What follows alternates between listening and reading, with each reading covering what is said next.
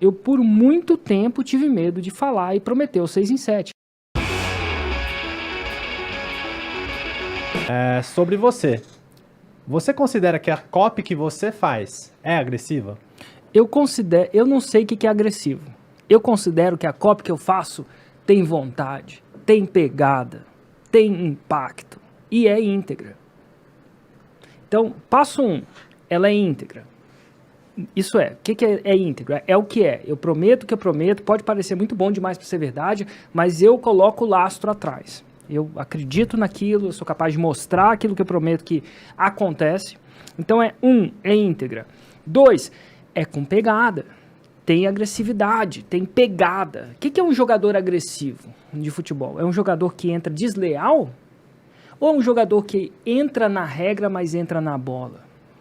Então, o agressivo, às vezes, tem uma conotação do cara que é desleal. Agressivo, desleal. Não, agressivo é o cara que vai na bola.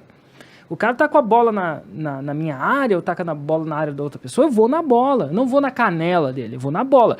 Mas eu vou com vontade. Porque é preciso ter vontade. Para jogar o jogo, na maioria das vezes, é preciso ter vontade. E por muito tempo eu não tive essa vontade. Por muito tempo eu joguei light. Eu tinha o 6 em 7. Eu podia mostrar para muitas pessoas, centenas, quiçá milhares de pessoas, né? Que a gente coloca 400 numa foto, mas pô, tem que bater a foto, que nem foto de família. Todo mundo tem que estar lá, nem todo mundo vai na festa da família. Então, eu acredito que mais de 1000 pessoas fizeram 6 em 7. E mesmo com esse lastro, eu por muito tempo tive medo de falar e prometer o 6 em 7. E sabe quem mais teve muito medo de revelar o que ele sabia? Quem? Olha, Charles Darwin. Sabe quanto tempo ele criou e ele já sabia da teoria da evolução e escondeu isso do mundo? Você sabia? Sabe quanto tempo? Não. Um dia morei em Londres um tempo, um dia eu estava no metrô de Londres. E aí ele falou assim, imagina que você soubesse de uma verdade no mundo, que ia mudar completamente a ciência. Imagina se você guardasse esse segredo por 20 anos. Se não me engano, eu lembro que o tempo era 20 anos. Nossa, cara. E 20 anos, centenas de anos atrás, vale muito mais do que hoje em dia, né? Total, né, cara? E aí o cara tinha parado, ele tinha sacado que a gente vinha de uma evolução, né? E ele não falava pra ninguém. E ele só coletava prova e ele não falava pra ninguém. E ele falava, esse cara é o Charles Darwin, conhece a história da verdadeira história da evolução. E eu achei muito massa, porque pra mim o cara tinha descoberto a parada e tinha jogado no mundo. Mas não. Por quê? Porque aquilo desafiava muito o entendimento comum. Principalmente o entendimento comum de quem? Igreja. Porque uma das coisas da evolução, quando a gente falava que aquele passarinho teve o bico longo, porque, enfim, ele precisou, desenvolver aquele bico, né, a teoria da evolução, para pegar as formiguinhas de lá, ou que os pássaros lá daquela ilha eram assim, assado, ou aqueles dragões que não nadavam começavam a nadar pela teoria da evolução, até aí tudo bem, né? Depois, até aí tudo bem. Só que para ele provar, adivinha quem que ele tinha que provar que evoluiu também? O homem. E para isso ele tinha que provar que a gente evoluiu de quem? Do macaco. Do macaco. E essa era uma teoria diferente de quem?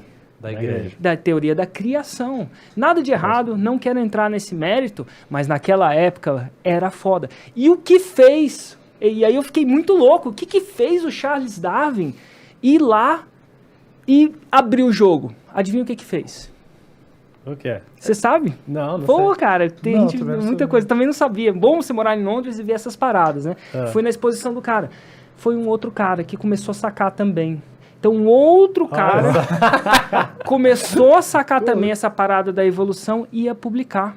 Ele falou assim, cara, já que vai publicar, eu quero entrar na história. Escreveu o livro. Não, se ele já não estava escrito, mas publicou não sei quantas cópias do livro. Inclusive, a cópia da primeira edição desse livro, que eu esqueci o nome dele, é super valioso. Inclusive, nesse museu tinha uma das cópias da primeira edição. Inclusive, imprimir livro naquela época era muito caro. Vender, imprimir. E ele foi falar. Então, o que acontece? A ideia de Charles Darwin agredia o senso comum. Era íntegra, ele mostrou, ele tinha lastro, né? Era uma parada que tinha lastro, mas agredia o senso comum. Muita gente acha uma coisa que agride o senso comum, muita gente vai falar que é agressiva. Mas agressiva não necessariamente é ruim. Desonesto. Então, a primeira coisa que eu quero descrever e distinguir é uma cópia agressiva é uma cópia que agride, que desafia o senso comum.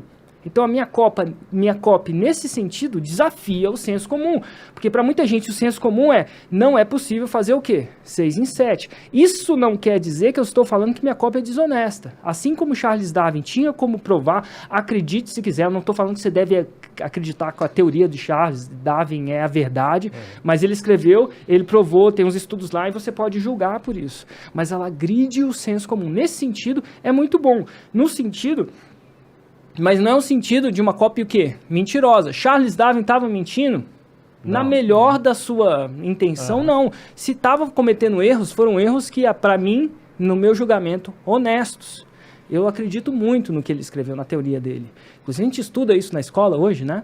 E agora, então a minha cópia agride o senso comum? Sim, agride. Minha cópia mente? Não, não mente. Eu tenho um lastro? Sim, tenho um lastro para mostrar. E eu acho que a minha cópia vai com vontade? Sim, vai. E por muito tempo, eu fui igual ele. Então faz 2 anos, mais ou menos, que eu uso 6 em 7. E sabe o que é o pior de tudo? Sabe o que eu podia usar e eu não uso, que ainda tenho medo? 7 em 7. 7 em 7. No ano passado, 33 pessoas... Tirei uma foto com 33 pessoas que fizeram 7 em 7. Eu acho que mais de 100 pessoas fizeram 7 em 7.